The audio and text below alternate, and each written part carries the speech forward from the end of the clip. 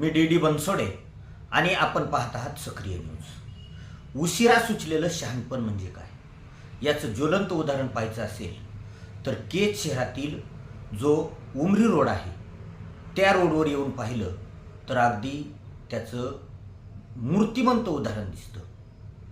वराती मागून घोडे ही म्हण आपण नेहमी ऐकतो आणि अशा प्रकारच्या गोष्टी पाहतो सुद्धा। असाच काहीसा प्रकार केज शहरामध्ये सध्या सुरू आहे।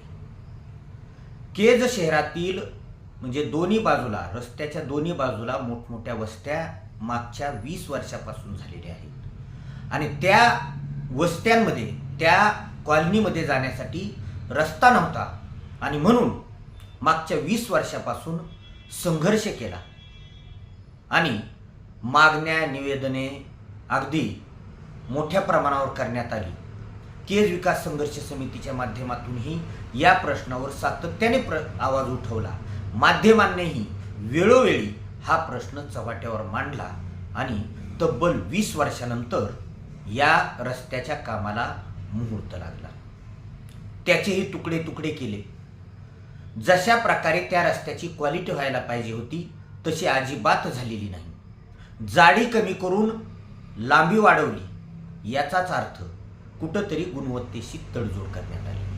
मात्र काही का होईना तो रस्ता चालण्यालायक झाला होता। जेमतेम 1 वर्षापूर्वी हा रस्ता झालेला आहे। त्यावेळेस या रस्त्याचे म्हणजे जे काही सुपरविजन करत होते नगरपंचायतचे जे कोणी पदाधिकारी होते त्यांच्या त्यावेळेस लक्षात आलं नाही किंवा जाणून बुजून त्या गोष्टीकडे कानाडोळा केला आणि रस्ता होण्यापूर्वी ज्या काही विस्तारित त्या ठिकाणी केज शहराचा भाग आहे किंवा नवीन वसाहती होऊ लागलेल्या आहेत तिकडे म्हणजे नळाची पाईपलाईन घेऊन जावी लागेल हे लक्षात आलेलं असतानाही त्यावेळेस रस्ता बनवताना कसल्याही प्रकारचं त्या ठिकाणी त्या पाईपलाईनसाठी जागा सोडली नाही। जागा सोडली नाही म्हणण्यापेक्षा रस्ता बनवतानाच त्याची सोय करणं गरजेचं असतं, मात्र तसं केलं गेलं नाही।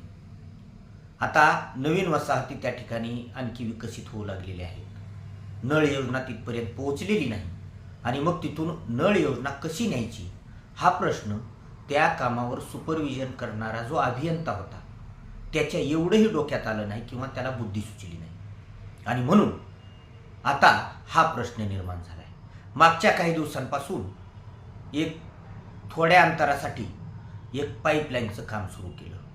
आता त्या रस्त्याच्या बाजूने तो पाईप घेऊन जायचा आणि कॉलनीमध्ये सोडायचा। त्याच्यासाठी अगदी शिक्षक पतपिढीपासून ते इरिगेशनच्या कोपऱ्यापर्यंत एका बाजूने चक्क जेसीबीने झालेला म्हणजे तो करण्यात आलेला जो रस्ता आहे तो जेसीबीने उखडून टाकलेला आहे एका बाजूने। म्हणजे त्या रस्त्याची एका बाजूने पुरती वाट लागलेली आहे असं म्हणायला हरकत नाही। आता तो रस्ता त्या जेसीबीने खोदला, त्याच्यामध्ये पाईप टाकलेले मात्र ते आणखीन बुजलेले नाहीत। आता ज्यावेळेस ते मटेरियल त्याच्यावर टाकल्या जाईल त्याच्यामध्ये माती आहे खाली, आता ते मटेरियल खाली माती वर येते आणि मग त्या ठिकाणी 2 किंवा 1 वाहन जाणं सुद्धा मुश्किल होणार आहे। शेकडो लोक लहान लहान लेकरं विद्यार्थी त्या रस्त्याने वागतायत आणि मग आता पूर्ण रस्ता झाल्यानंतर 1 वर्षांनी त्या पाईपलाईनसाठी हा रस्ता खोदून ठेवलाय आणि किती त्या रस्त्याची दयनीय अवस्था झालेली आहे हे थोडंसं नगरपंचायतच्या पदाधिकाऱ्यांनी येऊन पाहावं आणि त्यावेळेस ही उपाययोजना का केली नाही हेही त्या सदरील भागामध्ये राहणाऱ्या जनतेला सांगावं। मात्र यांच्याकडे उत्तर नाही, फक्त मनमानी कारभार चालू आहे।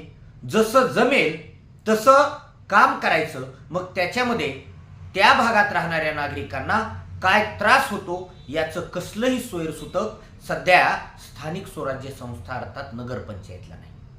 आणि मग तो रस्ता आता जो खोदलेला आहे त्याच्यावर जर कॉन्क्रीट नाही टाकलं तर तो रस्ता सध्या पावसाळ्याचे दिवस आहेत आणि नेमकं कामही अगदी पावसाळ्याच्या दिवसामध्ये सुरू केलेलं आहे। अख्खा उन्हाळा गेला, मागचे कित्येक वर्ष गेले मात्र ते काम झालं नाही आणि ते कामही काही सर्व पूरक नाही, थोडंसं आहे.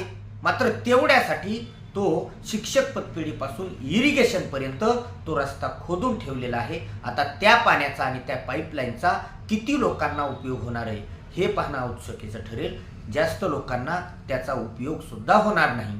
मात्र जरी झाला काही लोकांना, तरी एवढा मोठा रस्ता खोदून तेवढ्या लोकांना पाणी पाजण्यासाठी जर हा अट्टहास असेल, तर ही किती त्या अभियंत्याची आणि तो रस्ता ज्याने म्हणजे करण्यासाठी ज्याने काही सुपरविजन केलंय त्याच्या बुद्धीची कीव यावी अशीच अवस्था आहे.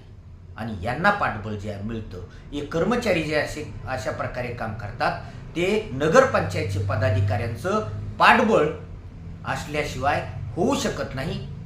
केजमधील सुजाण काही नागरिकांनी आणि या नगरपंचायतमध्ये जे काही विरोधी पक्ष नेता, तसं तर नाहीच केज नगरपंचायतला, मात्र त्याही बाकीच्या नगरसेवकांनी त्या ठिकाणी येऊन पाहिलं तर हा किती अनागोंदी कारभार आहे हे लक्षात येईल.